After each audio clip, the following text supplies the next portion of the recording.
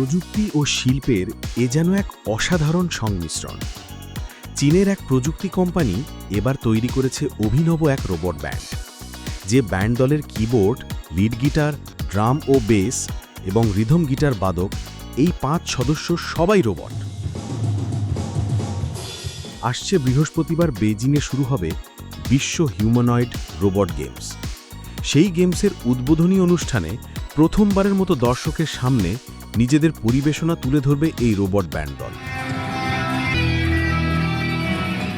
অভিনব এই রোবটদের নেই নোটেশন বইয়ের প্রয়োজন, নেই ভুলচুকের কোনো আশঙ্কা। একক ও দলীয় দুই পরিবেশনাই হবে স্বয়ংক্রিয়।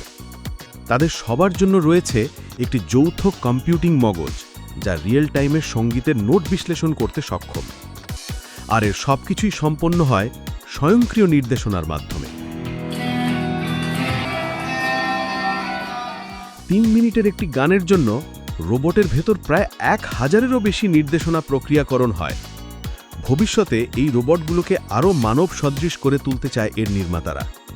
এতে করে তারা অন্যদের গান শেখানোর ক্ষেত্রেও উপযুক্ত হয়ে উঠবে। আশা করা হচ্ছে পরবর্তী ধাপে রোবটদের আরও মানব সদৃশ বাহু তৈরি করাও সম্ভব হবে, যা তাদের দ্রুত ও ইন্টারঅ্যাক্টিভ বাদ্যযন্ত্র বাজানোর ক্ষেত্রে সাহায্য করবে। পাশাপাশি প্রতিটি রোবটকে এআই সংলাপের ক্ষমতা দেওয়া হবে, যেন গানের পাশাপাশি তারা সরাসরি মানুষের সঙ্গে আলাপ চালিয়ে যেতে পারে।